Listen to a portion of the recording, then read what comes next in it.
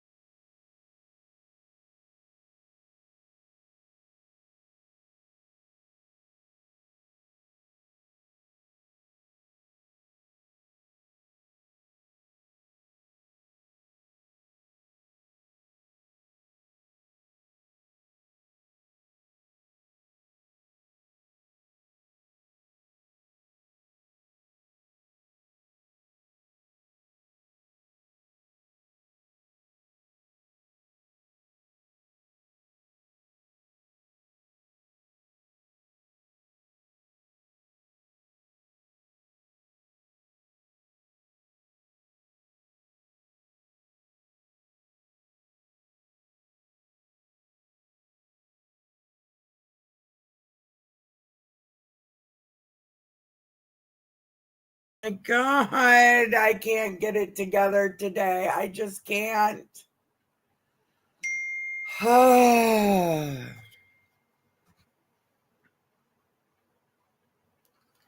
Good morning. This is True Crime Celebrity News coming through to you on a Tuesday, November 11th at 10:31 a.m. And I have a couple of new cases I wanted to kind of shine some light on, get their name out there, and a couple of older ones that have a couple of just small updates on them. The first one is Celeste. She is the one that was found in the trunk of David's Tesla. Then we have a new one, Anna Kepner. She was found unalive on a Carnival Horizon cruise ship. Then we have an old one, one that has updates, is the Melodee Buzzard case. Her mom's got herself in some hot water, some major hot water. And a new one, Kimberly Mills. She was 18 and she was at a bonfire and an ooting took out. She was taken to the local hospital where she remained, and she didn't make it. Her brain was swelling and they decided to go ahead and donate her organ. So her heart went to an 11-year-old. So that's good news. She did save some lives. So that's always good to, hear. Organ donation is good, but it's your choice. My mom, we donated all her organs, the ones that we could. And she made 2 women could see again. She gave her liver to someone and her kidneys and some tissue. So that's the 4 cases. We're going to do some updates and talk about the 2 other ones. I hope everyone's having a good morning so far. Don't forget to like, share, and subscribe to the channel. Because there's no court today, no court for Devin. She's out today. It's Veterans Day, so happy Veterans Day to all the veterans out there. Yay, thank you for fighting for us. I had to message Amy's dad today. He's a veteran. So, all right, we're going to start with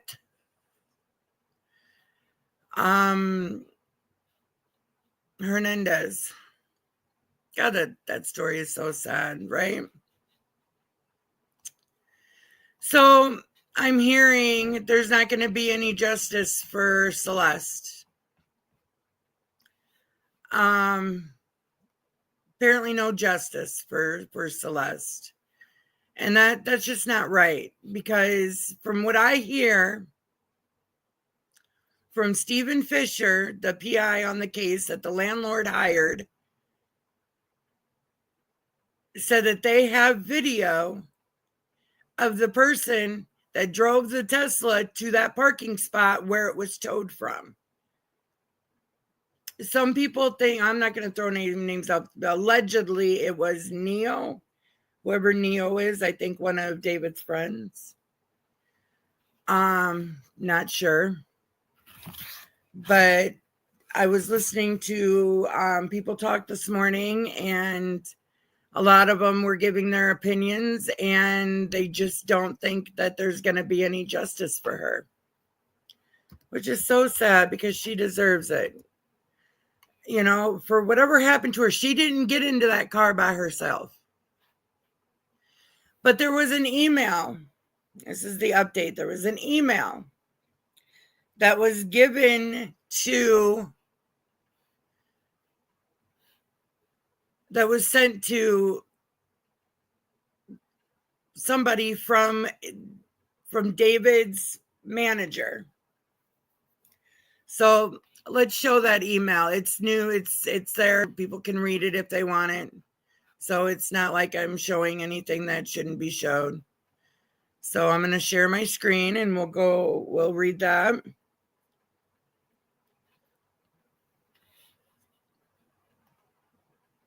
I just got to find which email I sent it to. You know, she was failed by everybody, even her own parents. You know, when she went home, when they took her home that day, they should have kept her there, you know, kept an eye on her so she wouldn't escape, you know, leave again. This PI is saying that she looked like she was drugged in some pictures. I don't know. I guess I really didn't see it. Maybe she just was having a really good day that day. I don't know. But there was when they searched the house, after the police searched the house, they found prescription Vicodin in the house and paraphernalia. But the green stuff is legal in California. So they can have that there. Okay. I have to open it because I don't have X on my computer. I finally downloaded X for the first time today on my phone because I wanted to be able to read what they wrote. So hopefully I can still read it. I don't know why my computer is taking so long. Okay, let me share my screen. We got it. All right. So Stephen Fisher has done a lot of work in this Celeste case. So SF says, early in the case, I released information about an email that had been sent to David's manager, Josh Marshall, and another person, notifying them that Celeste was a missing person. Josh publicly denied this in TikTok comments, claiming it wasn't true. However, an alleged copy of that email was leaked tonight on Reddit. The screen circulating online is said to be the one that Josh himself took, sent to David, who then forwarded it to one of Celeste's friends. And there will be more that proves this was a known relationship between an adult and a child. So this is the message. There's been talk that the artist David possibly has something to do with the disappearance of 13-year-old Celeste Rivas. If that statement holds any merit, please do the right thing and take her home.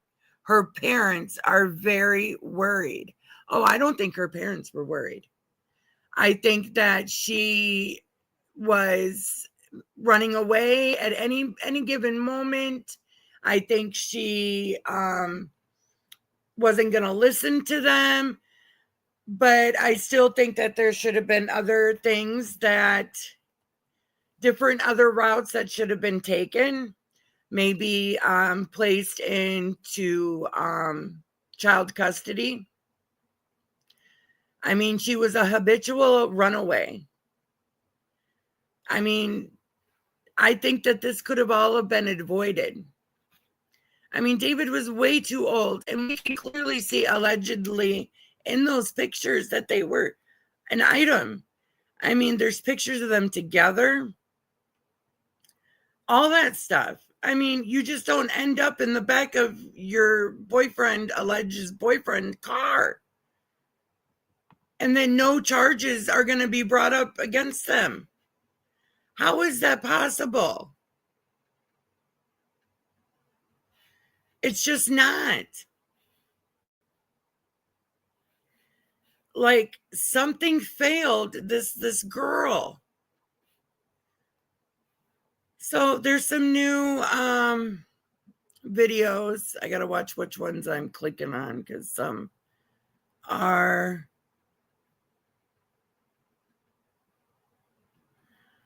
old ones. I want the new ones. Where did I put those? I put them in my box of to watch later. See, I get it all together and then I can't remember where I put it. Okay.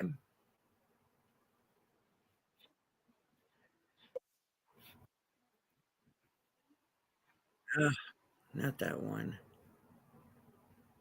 Okay, here we go. All right, here's the video that I'm talking about.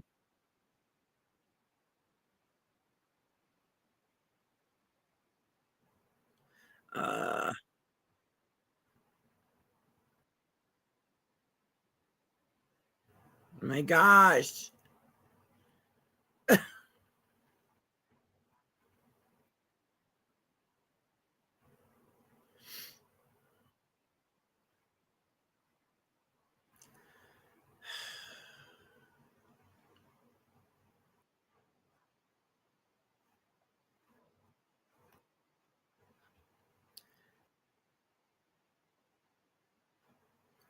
Okay. Got it. Every time I go to push the pause, it moves. Okay. This is Long Crime Sidebar with Jesse Weber. So shout out to him. And I will put his link in the description box here in just a minute. All right, let's hear what he has to say. Confirm that Celeste Rivas Hernandez wasn't killed. Their latest statement has all of us guessing at what potential criminal liability anyone may face here after her body was found in a car registered to singer David. We are bringing back on Steve Fisher, the private investigator who is looking into aspects of this case on the ground in Los Angeles. Welcome to Sidebar, presented by Law and Crime. I'm Jesse Weber. As you're watching this, have you ever wondered how we're able to share so many clips from all of these stories so quickly? I'll give you a secret. If you're in the content, updates instantly. At Sidebar, we want Hernandez, whose body was found in a Tesla that was registered to the singer out in LA back in September, and there have been no arrests. No one, including David, has been named a suspect or person of interest. What is happening right now? Because the LAPD has confirmed with KTLA that its prior news release, quote, stands on its own. What does that mean? Well, if you go back to that prior news release, essentially the message being sent is there is currently no crime other than concealment of a body that may have occurred. There is no case. How can a body that is in the back of a Tesla in a bag, DC, you know what that means? And there's no crime. She didn't get in that bag by herself. She didn't get in that trunk by herself. Something happened to Celeste. Being sent over to the LA County District Attorney's Office for potential review or potential prosecution. And one of the reasons that announcement has been made was because the Los Angeles... Oh yeah, so before I forget, the toxicology, all those reports still have not come back. County medical examiner has not yet determined a manner or cause of Celeste's death. But should I say, as of now, right, could this change? Does that mean they have no evidence right now that someone actually killed Celeste, caused her death, that there's no homicide charges on the table right now? Was it accidental? Someone freaked out, tried to dispose or conceal her body afterwards? Or is this basically a statement, they're not going to find any evidence that someone killed her, right? I want to get into what this means and what may be going on behind the scenes with someone who is on the ground in LA, someone who is investigating what may have happened to Celeste. I'm talking about Steve Fisher, a missing persons private investigator who is hired by the owner of the property that David was staying at in LA. Now remember, this property... So after the police had went in and did their investigating and all their stuff, the landlord hired Stephen Fisher to come in and just kind of go over things. And that's when they found, like, they were finding farming equipment in the home, like, y'all don't want this to test it? And the cops were like, no, we don't want it, or we would have taken it. Anything that was left behind, we don't need. Well, how are you going to properly investigate a crime if you don't take everything that's needed for that? What if there's hair or fingerprints or things like that on the whatever farming equipment that was there? He was nearby where that Tesla was found. And as you may recall, the owner wants some more information about what role his house, his property, may have played in this, if any. And you may also remember, if you've been following us here on Sidebar, that we have interviewed Steve before. And when it came to what may have been found at that house, the house that David moved out of, that was searched by authorities, here's what Steve said to us on a previous episode. But I will say this, there are some things that, and I'm talking physical evidence that was at that house that is, there could have been greater plans as far as getting rid of her, and it's scary, sadistic stuff. And that's why we're trying to learn more about that. I wish I could say more, but for obvious reasons I can't. But it doesn't have to do with how she died, but maybe how they were planning on ultimately getting rid of her, and how maybe that Tesla was just a holding spot of time, and things just, their timing was just off as far as getting this done. But there's a few things that were just like, will blow your mind. And Steve joins us now. Steve, good to see you again. I'm really happy to have you. I mean, you've been on the ground there. You're investigating this. Let's start here. The big news. When the LAPD confirms with KTLA that scary, sadistic stuff.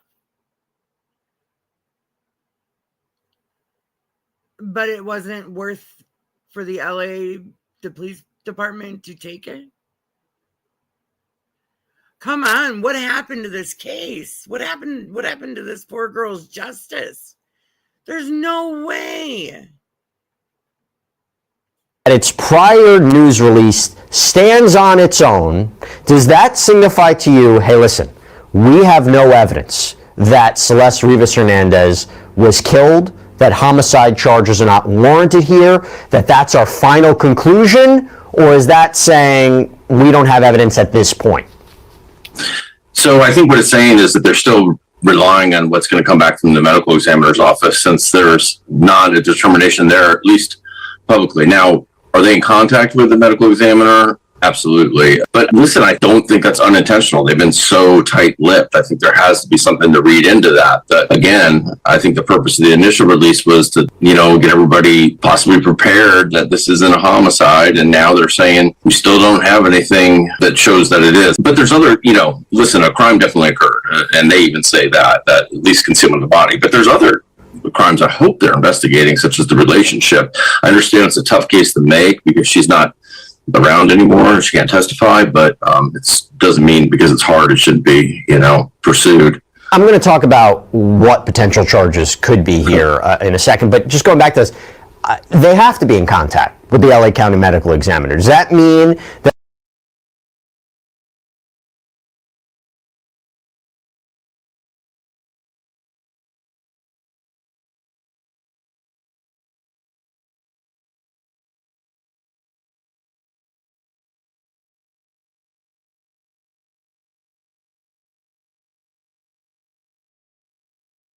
that right now the LA County Medical Examiner is like, I need more information. I don't have a conclusion yet. Last time you and I were speaking, you said it's possible that the LA County Medical Examiner may be releasing the cause and manner of death of Celeste soon, because you were looking at the website and it was showing that they were reviewing cases. There was a backlog and maybe Celeste is going to come up. Does it signify to you, yeah, we spoke to them, there's nothing to determine that she was killed by anyone, which could raise questions about how she died? Or is this a situation where, they again, yeah, they spoke to them, yeah, it's possible Celeste was killed, but we're just not revealing that at this point in time? Yeah, so the LA County Medical Examiner's Office has their own in-house investigators also. And in fact, they publicly say on the site who the investigator on the case is. So I'm sure they're working with robbery homicide. And, it may be a case that, let's say they did get a good toxicology result back, but it's not an overdose. Now it throws it back into, okay, so then you got really limited options. It's either homicide or, if she took her own life. Then they really have to dig in, because if it wasn't glaringly obvious from the initial autopsy, in other words, if there's not a gunshot wound or something like that, then, they're going to have to maybe get forensic anthropologists involved that specialize. Took her own life. So she unalived herself, put herself in a bag, and put herself in the back of a car. Or the front of a car. No,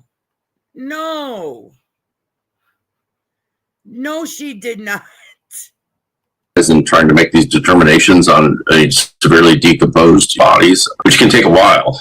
And they might be consulting with outside pathologists to see if they got it, to get comfortable with a possible determination. But something, like you said, I've been tracking those other cases, and they've come back with toxicology now. In fact, she's the only one of 6 deaths on September 8th that doesn't have a cause and manner. And so it's a little bit, it's concerning, but which way it goes is hard to tell, because they could have, needed additional testing.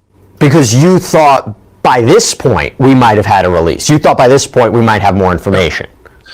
I think if they got a good toxicology, let's say it came back and it was clearly an overdose of some sort, whether somebody administered that or she took it herself and it was an accident, is a different thing. The cause would be, a rough manner would be whether it was self-administered or administered by someone else. I would think that there would have been some sort of indication by now, and that could be then initial charges could be dropped. I don't know why initial charges couldn't be dropped now, even if they have the stack on top of them, because I know that they'll probably say, well, he's cooperating. But how much, if it's been 2 months and you haven't gotten the answer yet, is he really cooperating? So, it means he's probably not. He's probably, the counsel's telling him not to, and what's the difference if he's Mirandized or not, now. And to be clear about something, okay? If they come back and they say, listen, there's no evidence to support that Celeste was killed, right? There's no evidence to support homicide charges, manslaughter, murder, anything like that. Is that consistent with what you're seeing in your private investigation? Are you hearing or seeing something different? Would you be surprised if that's the ultimate conclusion? I'll just be honest, we really don't know. Nobody has stepped forward, even, wanting to be anonymous off the record and said, listen, I know what happened. So it's very bizarre that there's this many people involved that have. Okay, what about her friends? She didn't have any friends. She didn't talk to anybody. I know David had a house in another place that she was also staying in too. I think that was like her hideout spot. Maybe, allegedly, maybe her hideout spot that she would go when they thought that they were looking for her. Because all in all, David knows, he was wrong. Because in the state of California, the law is 18. She has to be 18 to give consent. The consent law in Iowa is in California is 18. It's 14 in Iowa. So either way, it was wrong. And there's messages. There has to be messages between her and David at some point.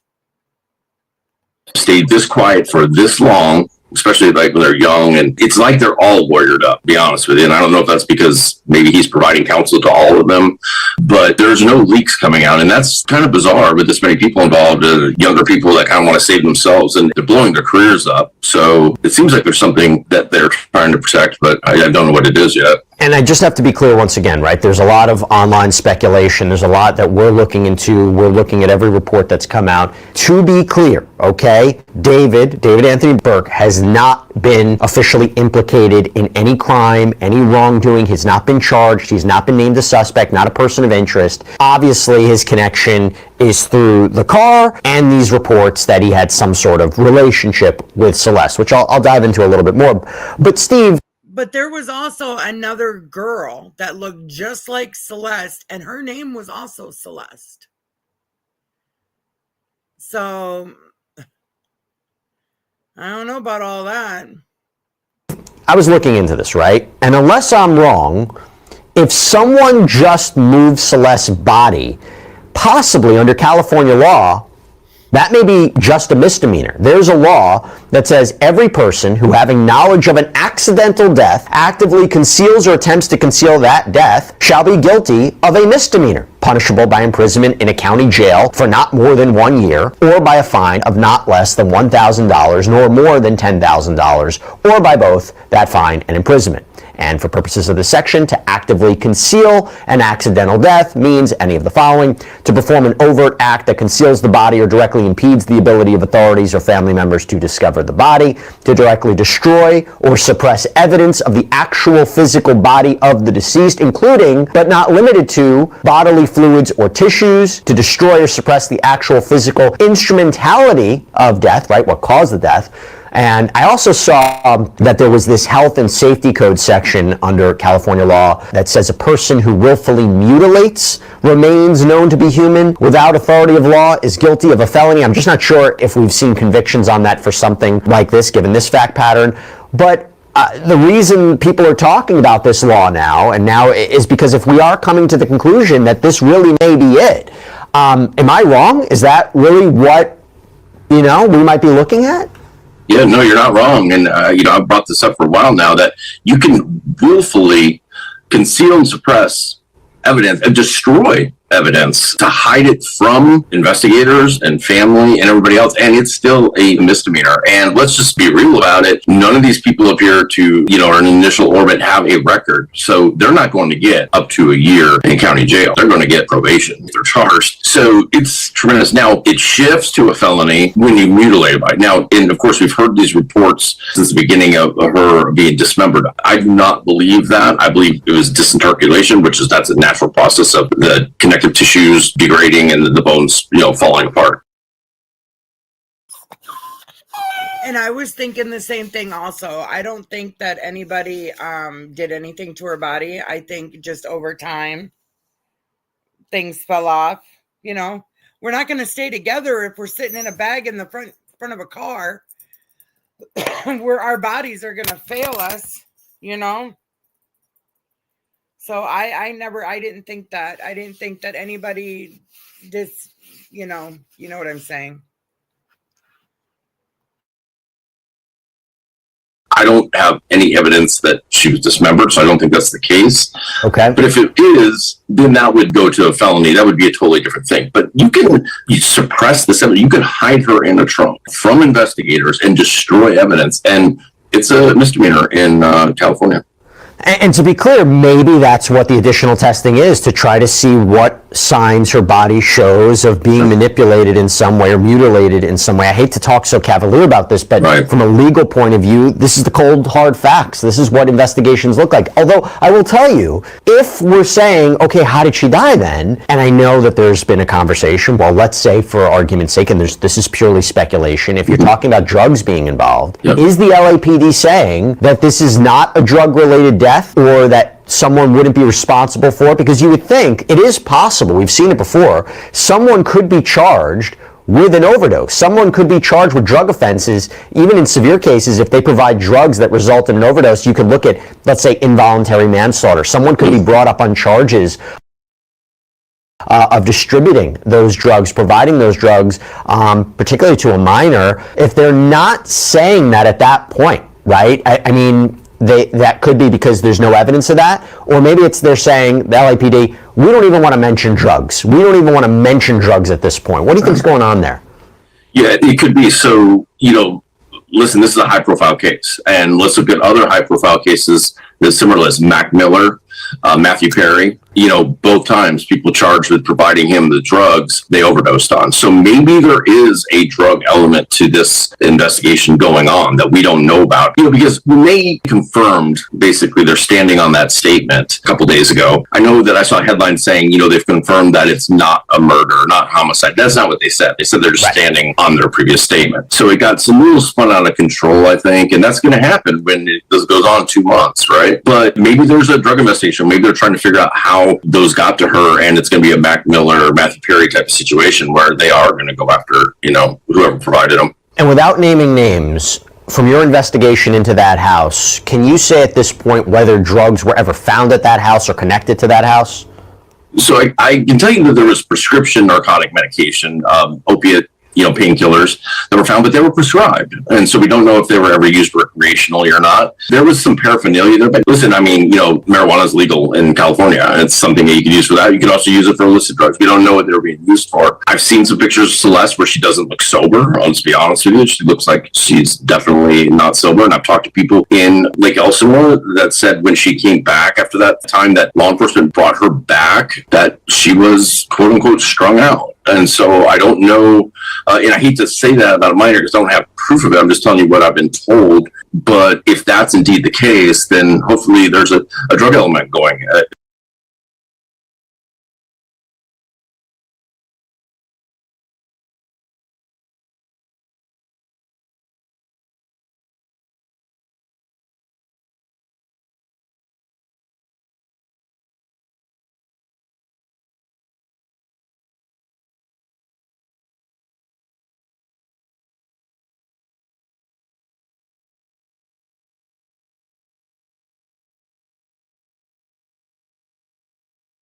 Investigation going on that we don't know about. They're just being very tight-lipped. But listen, it's been a while now.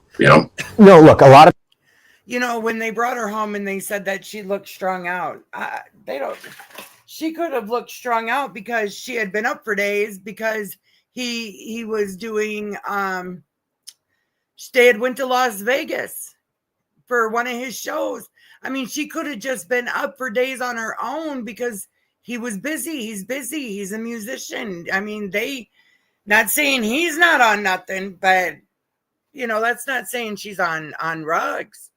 I mean, a new mother can be up for days and not be on nothing and look like she's been strung out on drugs for weeks. people care about Celeste. They're worried. They're thinking about what happened here. They're invested in this case. Family, friends, just people who are constantly following it from the beginning. And I wanted to ask you what you learned more about Celeste so far in your investigation, because we covered this extensively, that there was, and you mentioned this, there was reporting about her running away from home, footage of her walking away on a street in Lake Elsinore, footage of her potentially fighting with people in her neighborhood, reporting particularly from TMZ that Celeste may have been in some sort of relationship with David, those around them saying that they thought she was 19. What else have you learned about Celeste Rivas Hernandez that we should know?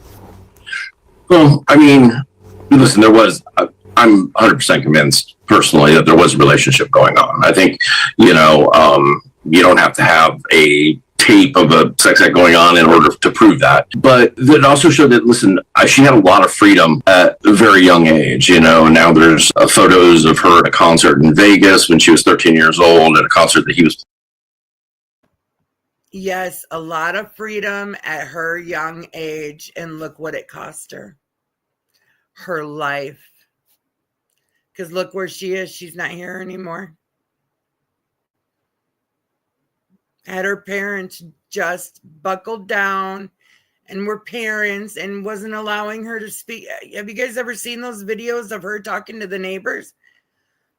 Man, I'll tell you what, you don't talk to people like that. She was not nice. She was not a nice person, and maybe somebody got her. Maybe a girl that David was with, and Celeste wouldn't stop coming over and bothering him. Maybe it was that. And David went on tour and something happened to Celeste now that they had the opportunity because he wasn't around. Now, this is all alleged speculation. I'm just giving my opinions. Oh, I forgot to change my banner. Oh, I did. And I went to I had this all done. The mic was on and everything. And yeah, it's a whole mess. All right, here we go. Playing at, of course, the other stuff we've already talked about, which is her at that high school graduation and her showing up and arguing with the neighbors. These are all during the time that she's reported as a missing person. Law enforcement should have been notified. At that graduation, I don't believe that she was the only person in her family there. I think that there was several adult family members there, and there was school police officers at that graduation. I don't know why somebody didn't say, hey, by the way, this is a missing person. And, they would go the route they normally go and make sure that she's okay and find out what's going on. But none of that happened. It seemed like she just showed up like at a family event and then went back to wherever it was she was staying. And it's concerning because she wasn't in school and there wasn't these controls and that are there for a reason. Have you tried reaching out to Celeste's family and friends? Have they been responsive at all? I mean, what can you tell us? I reached out to two of them that I don't speak Spanish myself, so I didn't reach out directly to the mom because I heard that she only speaks Spanish, but I did reach out to two others and I have not heard back from them, and I'm not going to press it with them because I do have a limited scope in this investigation. I'm not there investigating side by side with LAPD. I'm there for the homeowner and finding out what happened in or around the house and the cars that were at the house. So I'm not going to press that, but no, I tried and I've not heard back. If they're, if they're watching this, I'd love to talk to them. I'm not. I just want to, learn, what happened. And by the way, just going back to something you had mentioned since the first time that we spoke about this, that there was this surveillance footage, and correct me if I'm wrong, you can't identify, but you seem to know who moved that Tesla, right? Who had operated that Tesla. When we say there's no arrest here, when we are talking about the fact, yeah, there's been no arrest, no person of interest, no suspect. Again, at this point of time, because it's been some time since you and I first talked about that, are you surprised? No arrest there of that person? Yeah, I am, because I can understand maybe a month or 6 weeks ago, because if they're saying, hey, listen, they're cooperating with us right now, there's no reason to jam them up and then have their lawyers say, listen, you went ahead and arrested, so now we're not cooperating, we're not talking. But even if they're saying that's still the case, 2 months, if they haven't told you the whole story now in 2 months, then is that cooperating? I don't believe it is. So I think there's initial charges you could start with, and they're just misdemeanor charges, so it's not like the person would even... Yeah, see, I'm thinking that David's paying for lawyers for all these people that could possibly be involved, allegedly involved in all of this.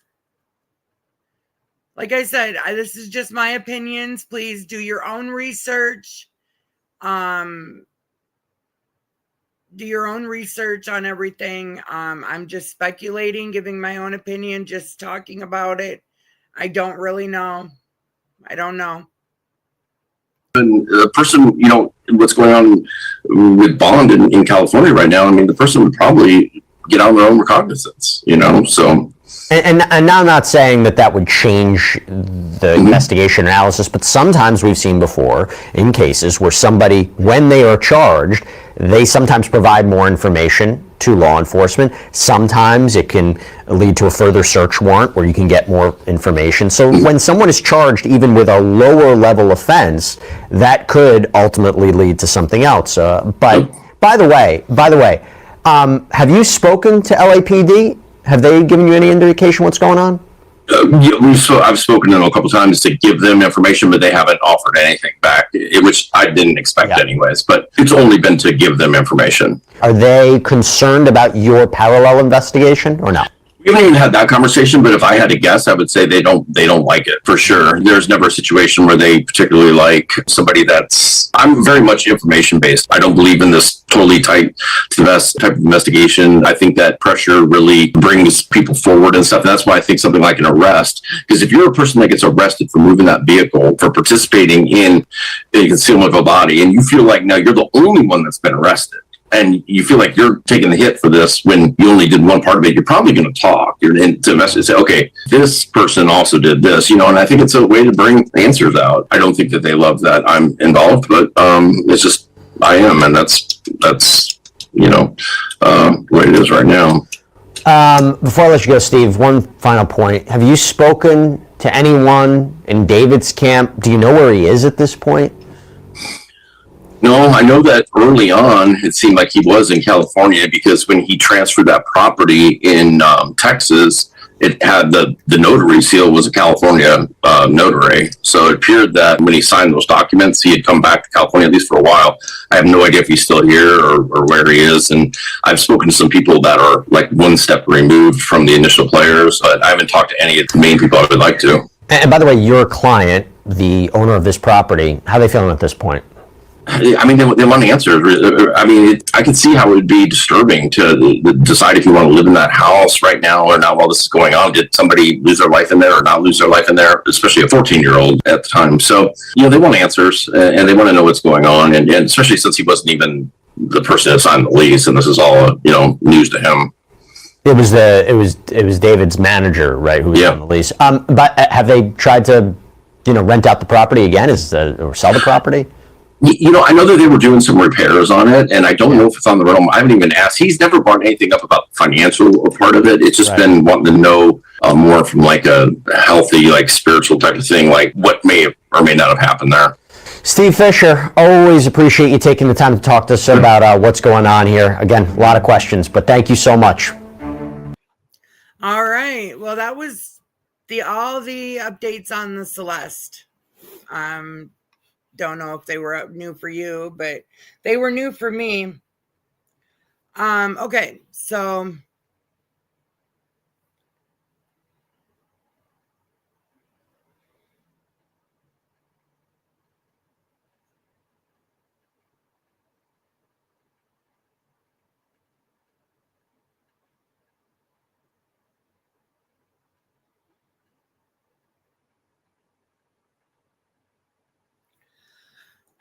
okay, now we're going to go to the lady that unfortunately met her demise on a cruise ship.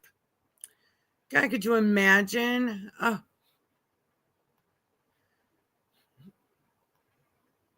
That'd just be horrifying. All right, let's move that. Let's bring in a new one, the new screen.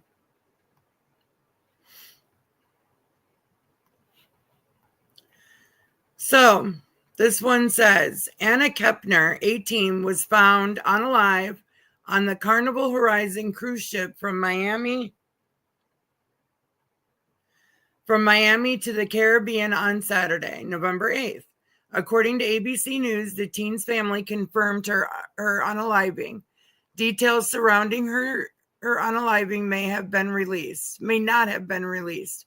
The ship returned to Miami, where the FBI has since opened an investigation. All right, we're not going to be able to. Okay, well, let's do this one because it's shorter. Thank you both for being on the program. And may I say, my condolences. Look, 20 years may seem like a long time to some people, but it isn't, I think, to folks like you. So I'm so sorry that we're talking to you under these circumstances. But I think that you have valuable information about what this family is probably going through right now. Jamie, what happened to your daughter Ashlee in 2005?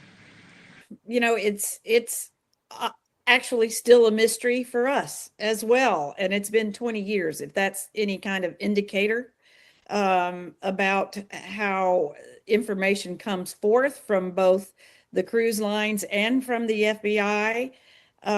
It's a nightmare.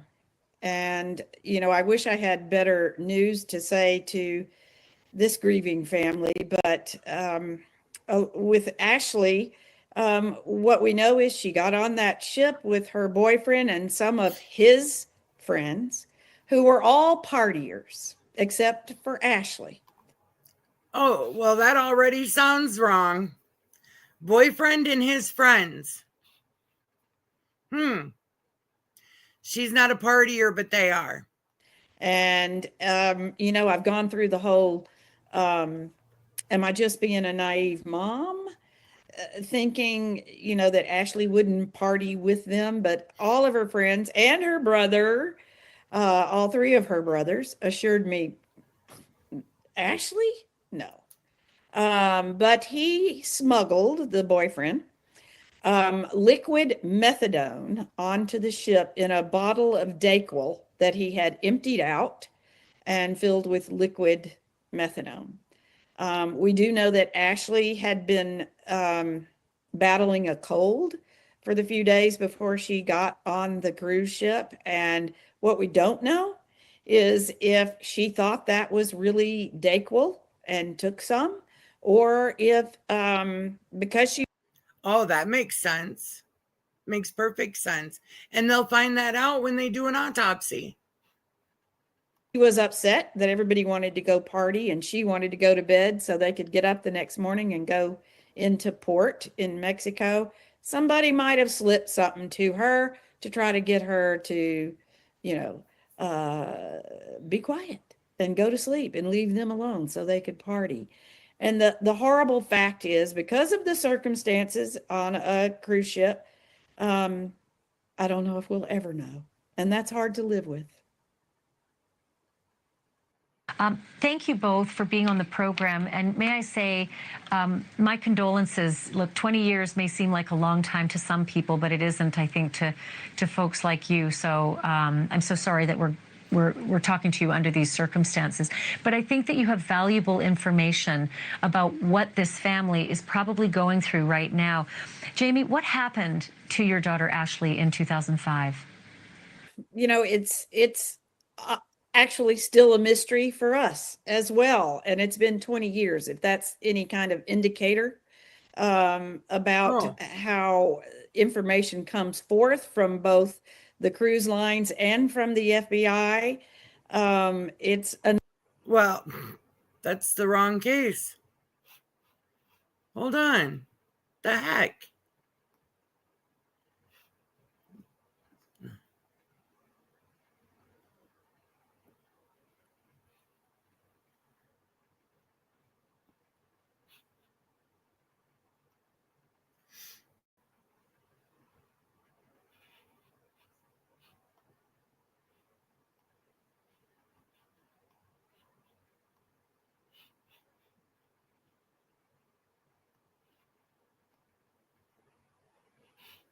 When you think you have all these things put together, how quick it can just unravel.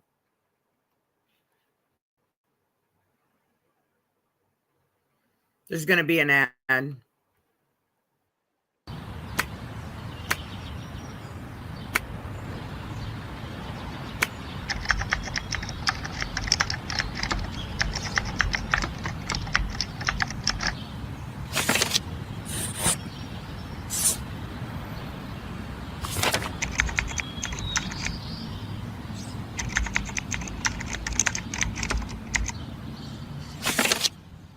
Okay, here we go.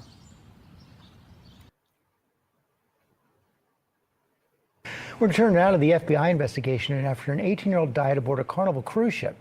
Rhiannon Alley here with the latest. Good morning, Rhiannon. There are so many questions. Good morning, you guys. Yeah, but a federal investigation is now underway to figure out what happened to Anna Kepner on board what should have been a fun vacation. We spoke with her family, who says they want her to be known for her generosity and her spirit. Her family sharing photos of that 18-year-old who was a senior in high school and was preparing to graduate in May. We are waiting to hear how and where on the ship she died, but the FBI is now investigating, confirming her death, adding, because this is an ongoing matter, no further information is available at this time. So here's what we know about the ship. The Horizon can hold nearly 4,000 people. It has a staff of about 1,450. And Carnival said it is working with FBI to try to get to the bottom of this, to figure out what happened, saying our focus is on supporting the family of our guest and cooperating with the FBI. Detectives are now reviewing video from the cruise, and they're also interviewing passengers. And the Carnival Horizon is now docked back in Miami. They actually returned as scheduled Saturday morning, and the woman's family says they are still trying to come to terms with her death. They hope people remember her as a happy, bubbly, straight-A student who had a very bright future ahead, a future that was just cut tragically short. Yeah, but our heart goes out to that family, but hopefully they'll get some answers. Yes. They need that. Wow. All right, Rhiannon, thank you. Wow, that is so sad. Just horrible.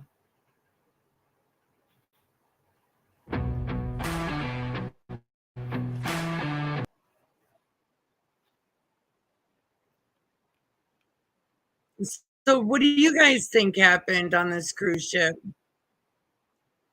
Do you think someone unalived her, or do you think maybe she just died? Maybe she got a hold of something that she shouldn't have? Breaking records for the 4th year in a row. The Points guy, Brian Kelly, is here with the What do we trends think is and going ways on? you can save. So good to see you as always, Good to see Brian. you too.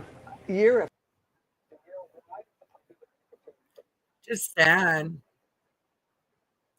So young and gone already, just like Celeste, gone. No explanation, but I think they'll find out what happened to this girl. I think they'll find out what happened to her. They'll find out what happened to her. Okay, so that was the girl that passed away on the cruise ship.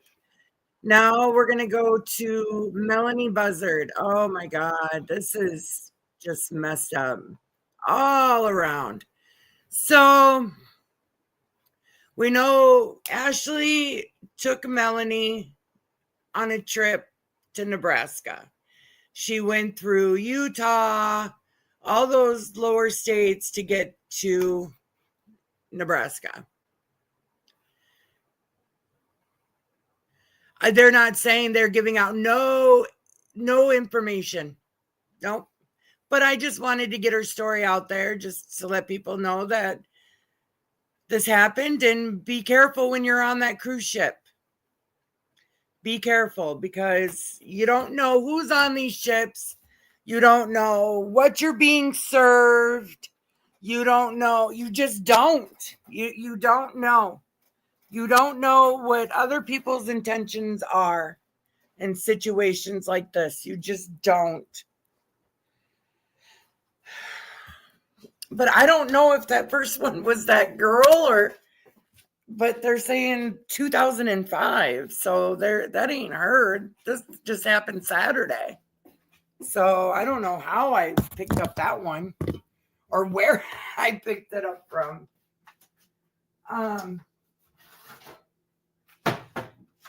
So the next one is about Ashlee, Ashlee Buzzard's mom. So she was arrested on charges of holding a man hostage inside her house, and she had a box cutter also. Hold on, let me get the story up here. I just got it. Just give me a second. Where'd it go? See, you think you have it all together. You think, yep, everything's good. And then this all happens.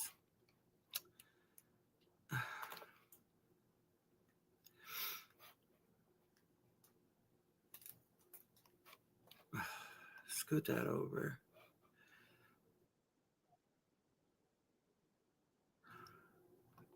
Oh.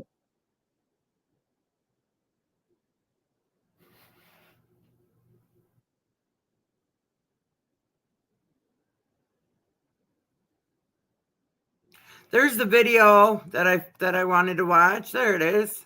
It was hiding. It's hiding on me, y'all. Is now investigating as her friends and family remember a girl who made others around her happy, a straight-A student and varsity cheerleader. What we're learning from authorities as what happened to her and who she was with continue to be a mystery. We're on the case presented by Law and Crime. I'm Chris Stewart.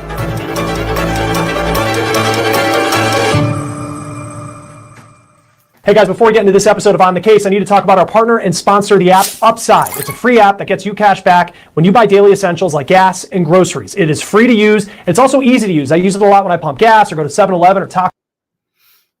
To an 18-year-old girl who died on board a Carnival cruise ship. This is the girl at the center of this story, 18-year-old Anna Kepner. Her family has confirmed that her body was taken off the cruise ship called the Horizon when it returned to the port of Miami on Saturday, November 8th. Now, according to WSVN, that was the date that the ship was slated to arrive back at the port after a trip to the Caribbean. Now, I did reach out to Carnival Cruise Lines for comment on this, and they did confirm the FBI is investigating this case. Now, before we get into the details of what we know about what might have happened on board this ship, here's what we know about the girl who lost her life. Anna Kepner is from Titusville, Florida, which is a community on the Atlantic coast of Florida. It's along what's called the Space Coast because it is close to the Kennedy Space Center. Now, Kepner went to high school at a place called Temple Christian School, and that school posted a tribute to her on social media. That tribute reading, quote, "You are a bright, kind-hearted young woman whose presence brought warmth and energy into the classroom. Your curiosity, your gentle spirit, and the way you cared for those around you made a lasting impression on me and on everyone who knew you. I will miss you poking your head in my office to say hello, and that turning into a fun 15-minute conversation. Losing you is heartbreaking, yet I remain grateful for the time I had with you and the privilege of you becoming part of our TCS family. Your absence will be felt every day, but your impact and the memories you created will continue to live on in our hearts." That was written by a teacher at the school. Now, we also found these pictures of her car in her senior parking spot at the school, where that will remain for the rest of the year. Now, her family described her to ABC News as a happy, bubbly, straight-A student with a bright future ahead. Her family said that Anna had just finished taking a test to join the military after high school. Her family explained that she was in gymnastics at a young age, and then she went on to be a varsity cheerleader. So she had so much going on. According to ABC News, Anna loved the water. She even had a boater's license and scuba certification. She reportedly loved spending time with friends, shopping, and makeup. Her last TikTok was this picture posted on October 30th. Now, we know this wasn't her first time on a Carnival cruise ship. This is a video that she posted in May of this year on TikTok on a cruise with the caption, "I want to go back." Now, let's talk about where we are in this investigation and where we know that Anna was for the several days leading up to her death. Anna set out on a cruise aboard the Carnival Horizon. This is a massive cruise ship, one of those that's like a city on water. This one can carry about 4,000 passengers. The ship sailed out of the port of Miami, and often it goes to Caribbean destinations like Jamaica, the Cayman Islands, Cozumel, Mexico. And we found online that they're advertising 6-day cruises out of Miami. It's unclear how long she was on the cruise ship for. It is a ship that's been in operation since 2018, and per the blueprint that was put out by Carnival on its website, the ship has 15 decks. You can just tell how massive of a cruise ship this is. It is unclear at this point where Anna was when she died. Now, it's also unclear what kind of stateroom she was staying in,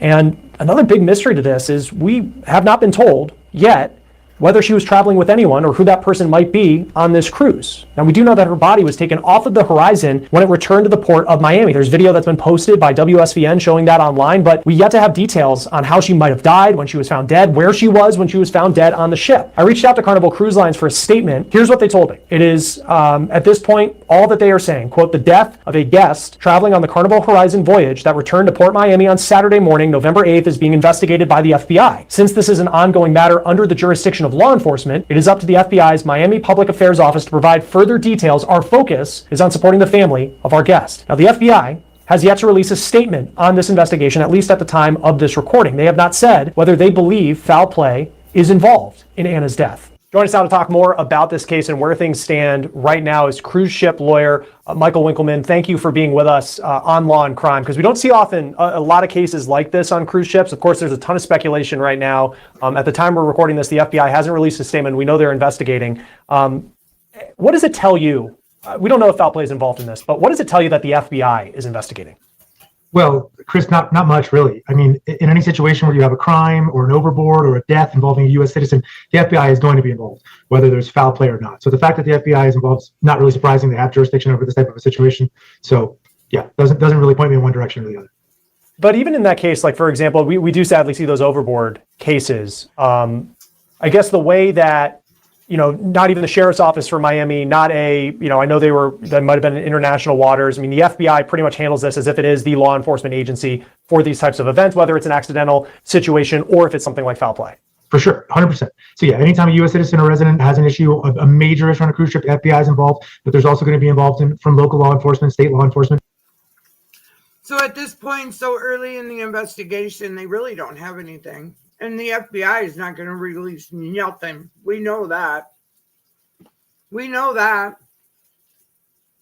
So you've got a lot of entities in play. So what's going on now is the FBI certainly led the investigation. My guess is primarily completed their investigation. I have no doubt, Chris, that there's a tremendous amount of information or knowledge about what's happened that's known to the family, known to the cruise line, known to the FBI. It's just not public yet. So at this point, we're really left speculating, if not guessing, about what happened. But having done this for more than 20 years and with my law firm having done it for more than 50 years, unfortunately, this is not something that's too surprising. Is it rare? Yes. Does it happen? Do I have strong feelings about why it may have happened? Yes.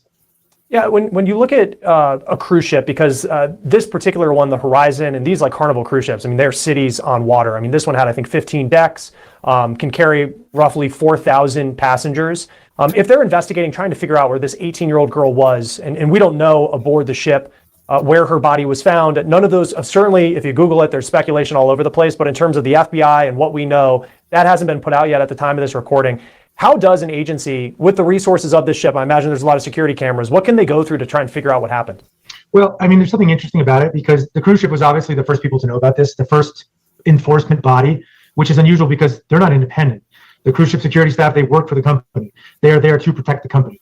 I'm not saying there's any foul play involved. All I'm saying is there's not an independent law enforcement on the cruise ships. Having said that, when Anna died, when they found the body, they would have immediately conducted their own investigation. They would have gone back and retraced her steps, looking at all the different security cameras on the vessel, and they would really put together a complete package so that when they arrived back in port and the FBI got on the ship, they would say, hey, this is what happened, this is where it happened, this is what we have. Of course, the FBI would take that with a grain of salt, do their own investigation, but it's really, you know, unless they tell the parents something, we are never going to know, because I don't think the FBI gives out any information.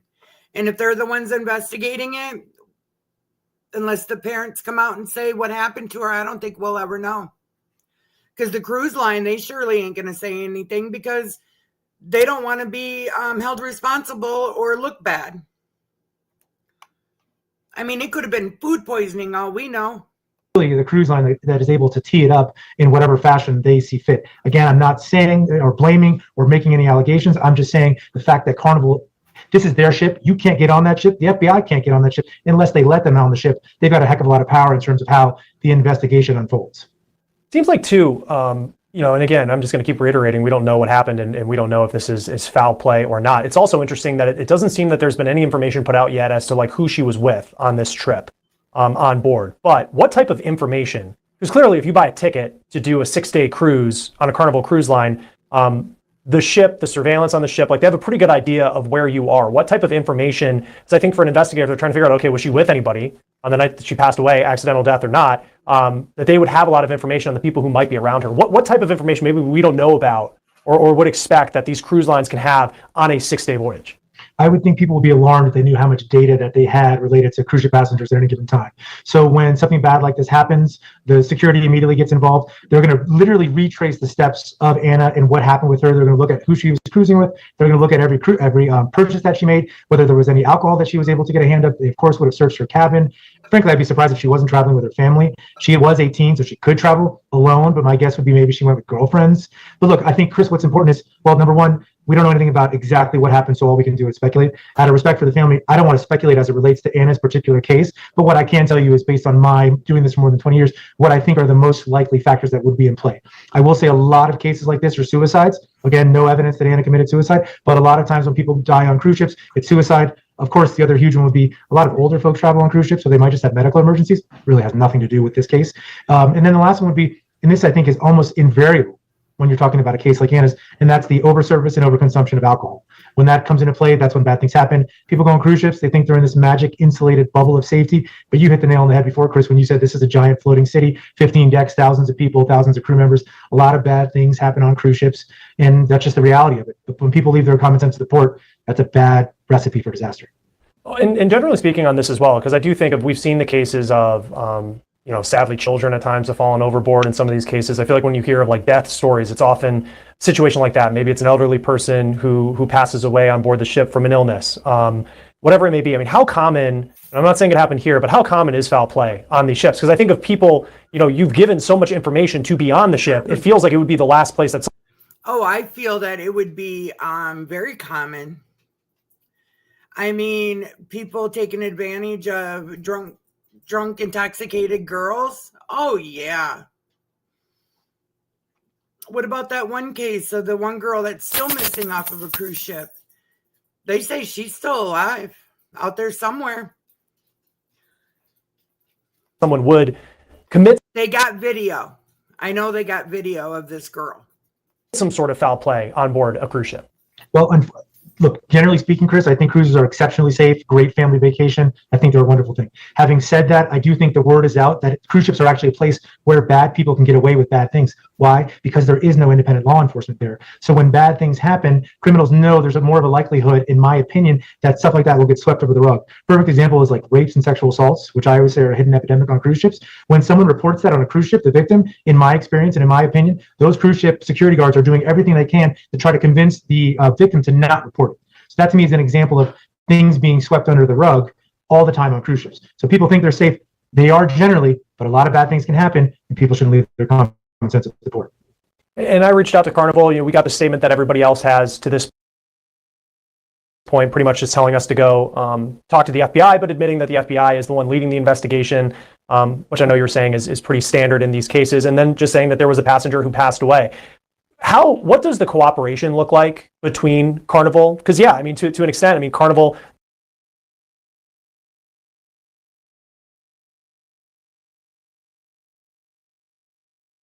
this is their own security force and they want to protect their company, but at the same time, you don't want to be accused of not cooperating with the FBI, and there's a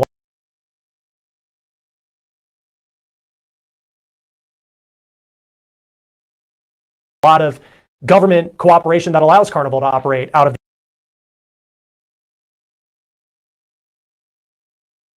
these ports all across, in this case, Miami and Florida, Texas, places like that. How would you characterize how Carnival, some of these other cruise lines as well, how they cooperate with law enforcement? Well, I mean, you make it sound, Chris, like cooperation.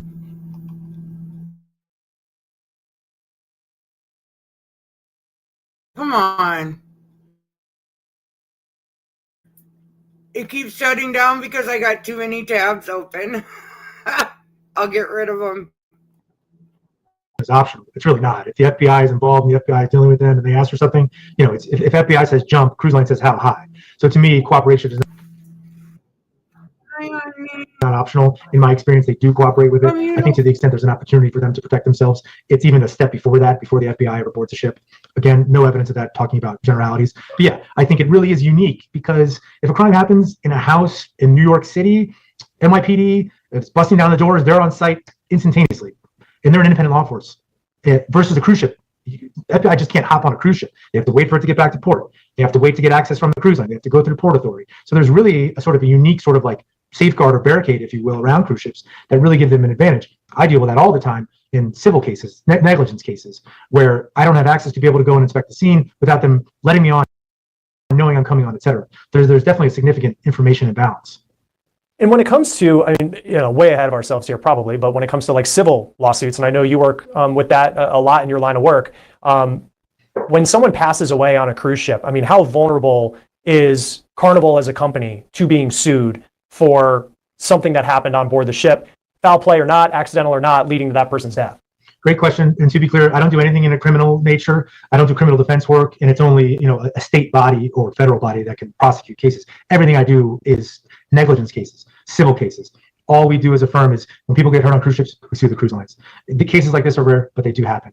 I think really the main talking point in a case like Anna's, which is really, I think, going to be alarming to people is when someone, assuming there was some level of civil negligence, let's say it was overservice of alcohol, just as an example.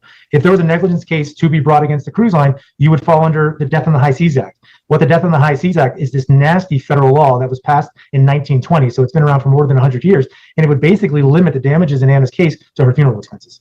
It was a law that was passed so long ago to try to promote maritime commerce. It should have been taken off the books many, many years ago. Unfortunately, that's for Congress to do. And the cruise line spends tons and tons of money in lobbying efforts to try to prevent DOSHA from being changed. But assuming some facts come to light regarding the negligence of the cruise lines, I always hope it's a high-profile case that alerts Congress to seeing the need that there's no reason to protect the cruise lines.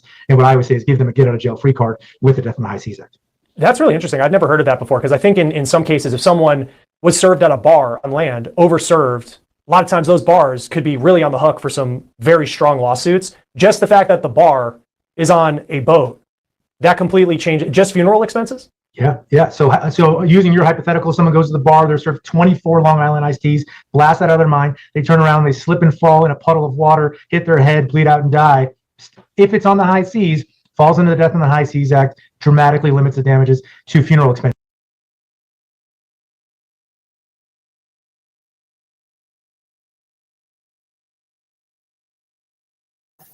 So I think that, do you guys think maybe she hit her head? Maybe they hit some waters that were rough. I think they were in the Atlantic, right? The Atlantic Ocean, the cruise ship.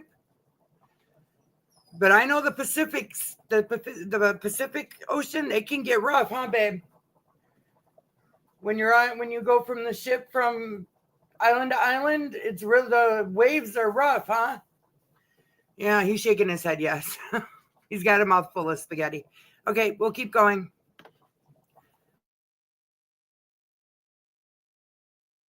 In certain situations, just to be clear what the law says, is that it limits the damages to dependent beneficiaries. So for me, who has 2 small children and a wife, I would still have significant damages. But if an older person who dies on a cruise ship that's not working, doesn't have any dependent beneficiaries, or a child dies, that's where you see the really egregious depriving nature of the Death on the High Seas Act. And look at this case. I think the last time we spoke, it was related to a case of a woman who was working aboard a super yacht in the Bahamas, and the boat was docked in the Bahamas. She was allegedly killed by a member of this yacht's crew. If in this case, and again, I'm not saying that foul play happened, but if it's proven that she died in international waters, because I know in like the Bahamas case, that is a case that the Bahamian government is handling. But if she's aboard a Carnival cruise ship and say they're coming back from wherever they were, I think it was somewhere in the Caribbean, and she's in international waters, does that have any impact on how like an investigation could play out? No, the only difference would be that theoretically, wherever they were, like let's say it was the Bahamas, I know this was the Caribbean, but the Bahamian Maritime Authority could also have jurisdiction. You could also look at the flag of the vessel, which may have been Bahamian. So that would just bring other players into the investigative nature of it. But in my experience, it's the FBI show. The FBI runs it. And really those other authorities from the local jurisdictions, they have an interest, yes, but they're not really heavily involved. And then when it comes to this case, and obviously, I mean, as a member of the media, and I think as the public, everybody's very eager to know what happened, and there's just a ton of speculation, and we'll see what the FBI says. She returned to port on Saturday, I believe it was, and then her body was taken off, and then the investigation's ongoing. I guess how quick does the FBI typically work in these cases? I know that's kind of a hard question to say, specifically it's only going to take this amount of time, but if it's, a Saturday investigation, and then we're not hearing anything on Monday, do you find in some of these cases that the FBI is pretty tight-lipped when it comes to investigations into what happens on cruise ships? Well, the FBI has to be tight-lipped. That's part of their mandate is confidentiality, victim rights, things of that nature. So anytime there's a situation where when they're investigating, they're not just disclosing everything. There are certainly exceptions to that. I think in most of these cases, you'd have the family that comes over and talks about what happened, or they retain an attorney such as myself, and I file a case, and then we have a better picture about what goes on. And in terms of the timeliness of it, I mean, the ship came back into port on Saturday, and I think it turned around the same day. That certainly tells me that they were able to do what they needed to do on the vessel relatively quickly. I mean, my guess is the medical examiner is involved at this point. And so they're going to dot all the I's and cross all the T's. I think probably, again, I think the family, I think the FBI, and I think the cruise line knows exactly what happened. The question becomes, will the public ever know about it? Yeah, and we'll see what happens. And Michael, just before we go, because it's great to have you on here, I guess what's some of the, if you were to give advice to people when it comes to taking a cruise, and not specific to this case, but I know you're talking about, issues like sexual assaults on cruise ships. I mean, what would be your best piece of advice when it comes to safety aboard cruise ships that maybe people don't think about when they book that trip? Really, there's 2 pieces of advice that I'd primarily go with. One of which I've sort of touched on a couple of times before, which is don't leave your common sense at the port. Again, people hop on cruise ships and they think they're in this magic insulated bubble of safety, like they're at Disney World or something, and that's just not the case. As you said at the very outset, these are floating cities. You need to treat yourself and your family just like you were in New York City. You wouldn't let your kids wander around New York City at nighttime or really anytime, so you really shouldn't do that on cruise ships either, given what is a higher prevalence of rapes and sexual assaults on cruise ships. And the other thing I always say is read your ticket contract, because cruise lines require you to file suit in certain places. The vast majority of them require you to sue in Miami, Florida, which of course is where our firm is. But the trend now is becoming, and in particular with a lot of international cruises, they're trying to force people to sue in foreign jurisdictions, the United Kingdom, Italy, etc., Australia. The problem with those is that they don't have the same legal system that we do, and that's generally going to limit your rights significantly.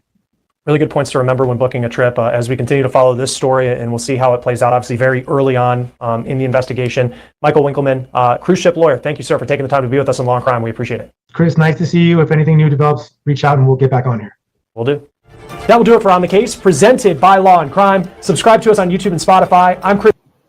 So, y'all, I mean, it could be anything at this point until they get back or share any details, but we all know how the FBI is. They don't have to share details with us.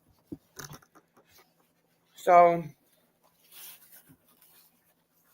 well, that was pretty much it on that one. The next one is the Ashlee, Melanie's mom. So she was wearing wigs. Her and her daughter were wearing wigs. They went into a car dealer or a car rental place trying to disguise themselves. And she took her on a trip. The little girl looks happy, like, oh, I'm going on a trip with my mom, And she went to Utah. I can't quite remember the route that she took, or Nebraska, from California to Nebraska. But when she came back, Melanie wasn't in the car with her. So the FBI and them went over there and raided her house. They took out cement, walls, parts of the walls, stuff like that. And then this guy, I'll play the video. An FBI agent is going to weigh in on her disappearance. There we go. Okay, hold on. Let me share the screen.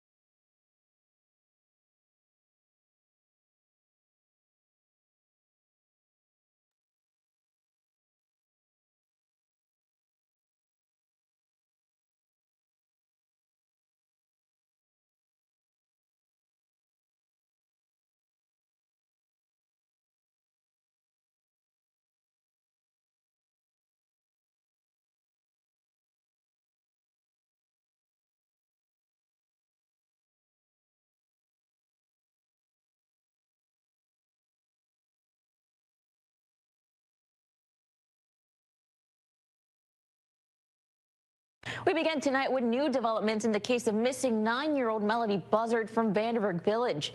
Tonight, her mom is behind bars. Earlier today, our community reporter Crystal Bermudez received this video of Ashlee Buzzard, Melodee's mother, being arrested and taken away in handcuffs from her home. Santa Barbara County Sheriff's detectives have been searching for Melodee since school administrators reported her prolonged absence more than 3 weeks ago. And her mother, Ashlee Buzzard, has been uncooperative in the investigation. But today, right outside her Mars Avenue home, she was arrested on unrelated charges. Neighbors say more than a dozen law enforcement vehicles surrounded the Vandenberg Village home shortly after 11 a.m. Neighbors tell me armed law enforcement knocked on the front door of the home and told Ashlee they'd break it down if she didn't answer. She reportedly opened the door, was handcuffed, and escorted to a sheriff's vehicle at the end of her driveway. According to the sheriff's office, Buzzard's arrest was unrelated to her 9-year-old daughter's disappearance. Authorities say the Yo, did she get that wig from a Cher line or something? She looks like Cher with that wig on. The singer Cher? Yeah. He obtained an arrest warrant for a felony charge of false imprisonment after learning Buzzard recently prevented a victim from leaving a location. No other details were provided. Lisbeth Meza is Melodee's paternal aunt. I spoke with her Friday afternoon and she told me she was disappointed to know Ashlee's arrest was not related to Melodee's disappearance. What were the first thoughts that came to mind when you saw that video of Ashlee? Well, it was like a bittersweet moment, you know, because finally they arrested her, but where's Melodee? Ashlee Buzzard's mother, Lori Miranda, tells me with the recent events, she has thought about reconnecting with her daughter, but only if it would help with the investigation. She had this message to share. You really need to talk to these people and you really need to tell them where she is because this is getting really scary and it's getting really out of hand. Court filings in Santa Barbara County under the names Ashlee Buzzard, Ashlee L. Buzzard, and Ashlee Lynn Buzzard show multiple civil collection cases, including lawsuits from Discover Bank and We know nothing. We are just as confused as everybody else of what's going on. Melodee's half-sister on her dad's side, Karina Meza, tells me when she learned of the arrest, she thought it meant answers. I was hoping that we finally got the answers that we needed from her, you know, that we're one step closer. You know what's crazy is I found out information today. The mom of Ashlee shouldn't be giving out any type of bring her home, stuff like that. I guess Ashlee's mom has done this same thing to her when Ashlee was a child herself. Yep. She would take off, and Ashlee had lost another daughter to Child Protective Services. And they think that she's doing this because she doesn't want to lose Melanie. But man, you're doing everything to lose this child. That's what's crazy.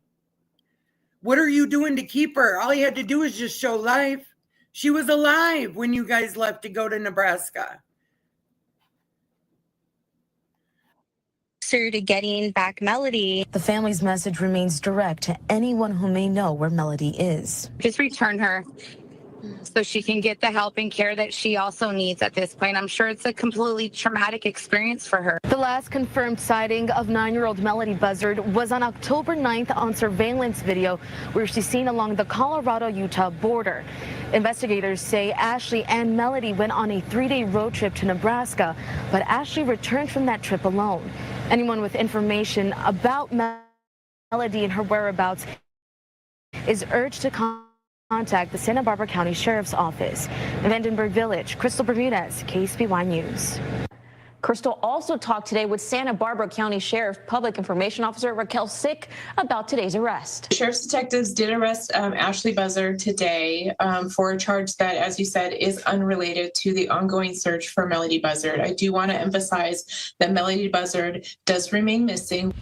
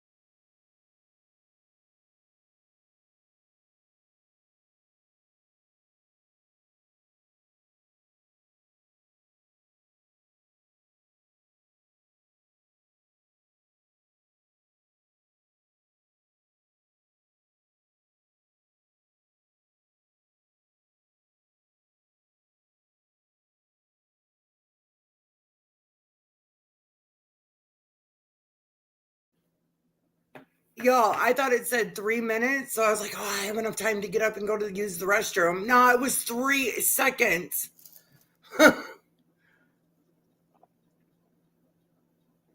Okay, but we found out what happened, or I found the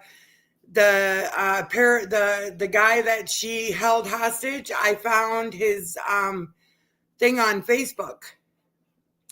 So hold on, I'll bring it up and we can read it. I'm just trying to find my email. Yeah, it's crazy what she did. I guess she's known this guy for like 14 years, and she allowed him. She wouldn't let anyone else in her house, but she allowed this guy to come in there, right? And she held him hostage. She was holding him hostage.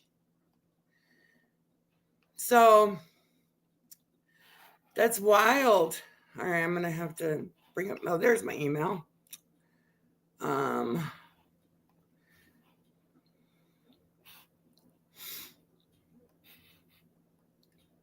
My computer is so slow today. So here's the first one.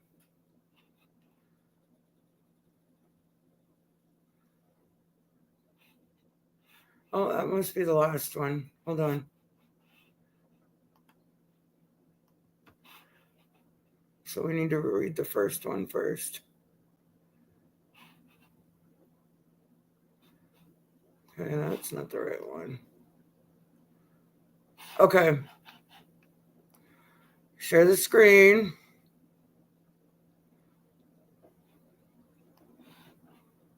Okay. So his name is Tyler Brewer. He's a paralegal, and he's friends with Ashlee. So it says, limited comment on active investigation involving Ashlee Buzzard. Due to widespread public speculation surrounding an active missing child investigation, I am issuing a limited statement to ensure accuracy and to protect the integrity of the case. When Melanie was reported missing, I contacted Ashlee Buzzard solely to offer assistance in locating a missing child. I am a legal document assistant, process server, mandated reporter, and a perceived officer of the court. In that capacity, I immediately reported all concerning communication and consistencies directly to law enforcement. On November 6th, during an interaction at her residence, the situation escalated. Miss Buzzard became visibly distressed after sharing information. She appeared to regret disclosing a box cutter was produced. And despite multiple requests to be allowed to exit the home, I was not immediately permitted to leave. The doors was secured by several locks, which delayed my ability to exit. This incident was reported to law enforcement. Melanie's father family, who share the same objective, locating her and ensuring her safety. I will not provide further details at this time, as this remains an active investigation and search effort. My position has never changed. Find Melanie, protect the investigation, bring her home safely. So this guy went in there as like trying to get information out of her, and she must have said something to him in regards to what happened to Melanie. But he says in another statement that he believes Melanie is alive and she's in Utah. Now, her mother had mentioned in a news, when she was being talked to by the news, that Melanie's father had friends in Utah. So at this point, we can't say what happened to Melanie, and that's unfortunate. Do I think she's alive? I think she could be. What do you guys think? Do you guys think she could be alive and healthy? So that was the update on that. Them coming in, raiding her house, and then this Tyler Brewer going in and talking to her, and her keeping him hostage in there with the doors locked with a box cutter. That's why she's in jail now. So the last case is so sad. Oh my God, it is so sad. So a girl by the name of Kimberly Mills was out and ill in the early hours of October 19th in Pinson, Alabama, at a bonfire, officials said. The shooting took place at an area known locally as the Pit. The suspect accused in the Alabama bonfire shooting that left 3 injured and a cheerleader unalived now faces a murder charge. So unfortunately, Miss Kimberly didn't make it. They put her on life support, and they said her brain was swelling, and that's just something they couldn't stop. So they went as far as they could until her brain was completely shut down, and then they donated her organs. And she actually saved an 11-year-old, got her heart. So she was actually able to save some lives. And that's a good thing. She did a good selfish thing, unselfish thing. She donated, and that was good. They had the walk for her too. So let's do the things that I have on this one. Bring it up.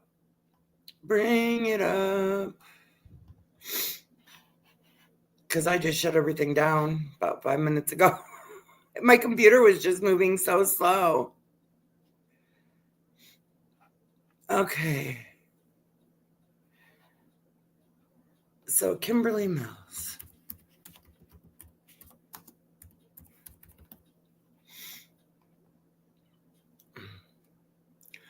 All right.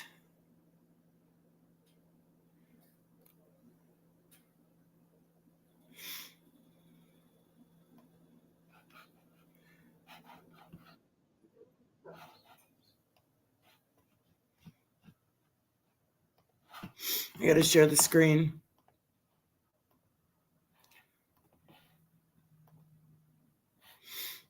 Okay, shout out to WBRC 6 News. I'll put their description in I'll put their link to in the description below. All right, here we go.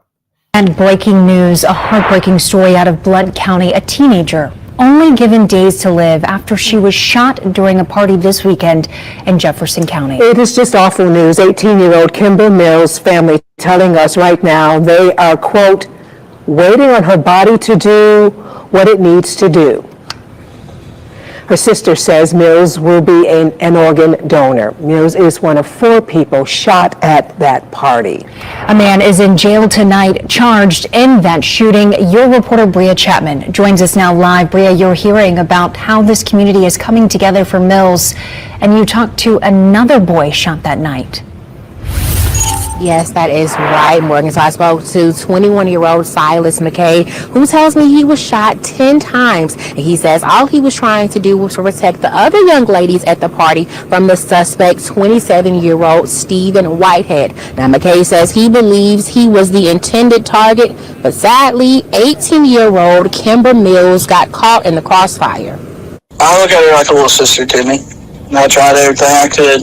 I wish there was more that I could have done. Silas McKay says he's known Kimber Mills for a few years now. The 18-year-old is a senior at Cleveland High School and a cheerleader. McKay says they all usually hang out every weekend, but this was the first time they've ever had any issues. My ex-girlfriend had came up to me at the party and was saying that this guy was and do stuff to this girl named Kimber, and me and my buddy found him. Well, my buddy started fighting them. Well, then I had grabbed him and threw him over my shoulders and had him on the ground. And one of my buddies pulled me off of him. And then that's when he had pulled his gun out and started shooting. And McKay tells me he was shot 10 times. 3 times in the leg, 1 in the hip, 1 in my rib cage, 2 in my stomach, my finger, 1 in my pelvis, and my inner left thigh. Although he is still in the hospital, he's expected to make a full recovery. He's already been up, walking around, and while he's happy to be alive, he wishes things could be different for Kimber. Where he's only just trying to shoot me. Kimber only got shot because she was at the wrong place at the wrong time. I went and seen her yesterday. I got up and got in a chair, and they wheeled me over there, and I sat in the room and I talked to her for about 5-6 minutes. She had squeezed my hand and was telling me she loves me by squeezing your hand. Kimber Mills' family telling us this morning she is in critical condition, but not on life support. The family says she is breathing on her own, but with the assistance of a breathing tube. The family saying over 100 people came to the hospital Sunday to show their support. And right now, they are making these pink ribbons at Crossroads Florist and Gifts. They also made a floral arrangement and candles that were placed on Kimber Mills' desk this morning.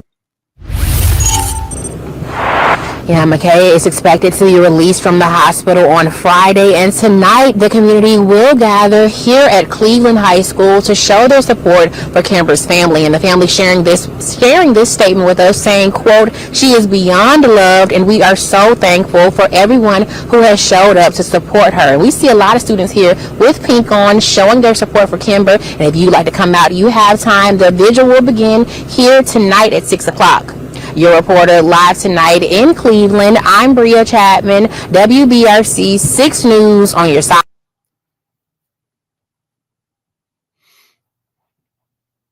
How sad, right? Just so sad. I'm not gonna do her honor walk. That's kind of an emotional thing.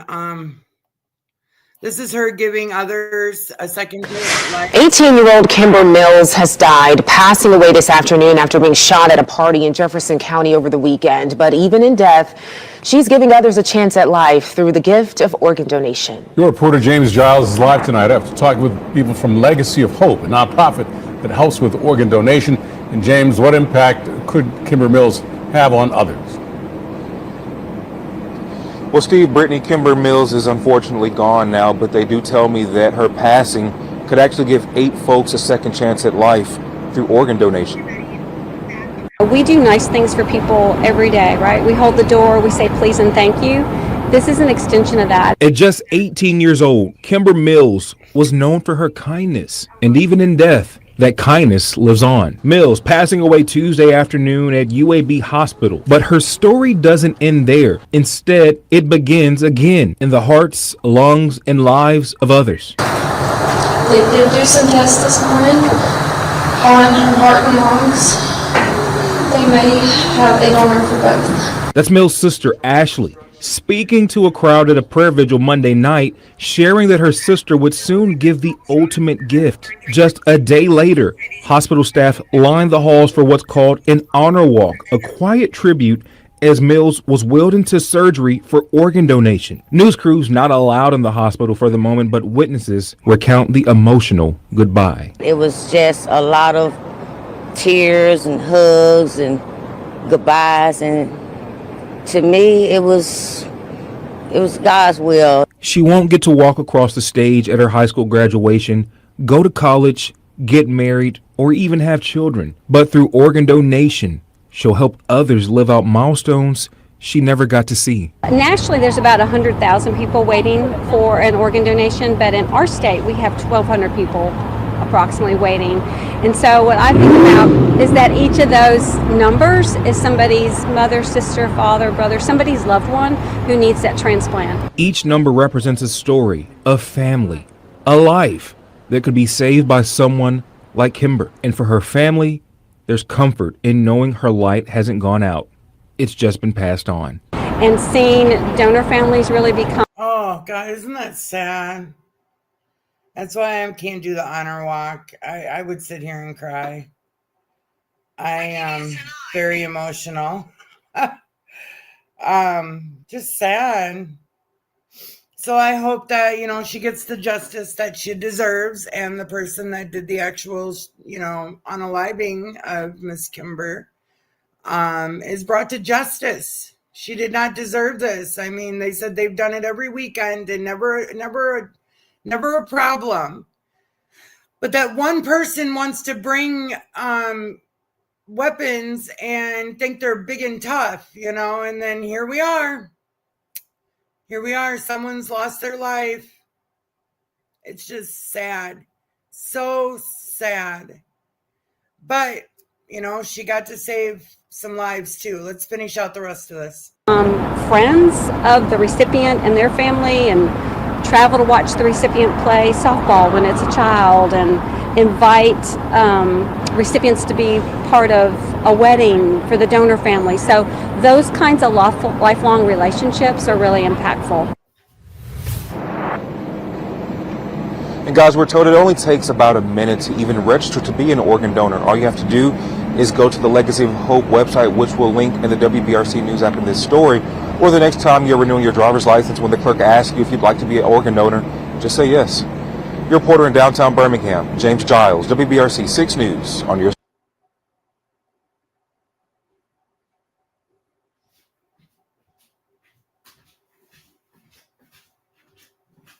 Oh, I thought they were going to talk about I think it was a little boy that got her heart. Yeah, a little boy. I think he was 11. That's her honor walk, but that's all they have on that one. Now to that breaking news, a heartbreaking story. Just so sad. I would hate to be the parents of the girl, Celeste, the girl on the cruise ship, Melanie, the girl that was at the bonfire. God rest all their souls. May they all rest in peace now. It's too bad that they were taken so early. They all had long lives to live, and that's what's so upsetting about this, is they all could be here. But as soon as they come out with more updates on the girl on the cruise ship, most definitely I will update. I will come out and give an update on that. And then when there's more updates on the other ones, I'll do that too. I just don't like to, like one update at a time. So, but I think that's about it for me today. I got to get ready. I got to go on a little trip today. And the trip is about an hour and 20 minutes there, and then 60 minutes for the appointment, and about an hour and 20 minutes back. So it's going to be a long day for Ronnie. But I got a bunch of stuff downloaded on my phone because we all know I don't have phone service. So, but I got premium so I can download. All right. Well, thank you so much for being here. Don't forget to like, share, and subscribe. Shout out to News Nation, WBRC News. And I can't remember the other one. I'll have to put it in the description. So y'all have a good day. I will see you tomorrow for the start of day 5 of Devin Michaels, court hearing or trial. So until then, stay safe out there. This world's crazy. Stay safe and have a good rest of your night. Bye-bye.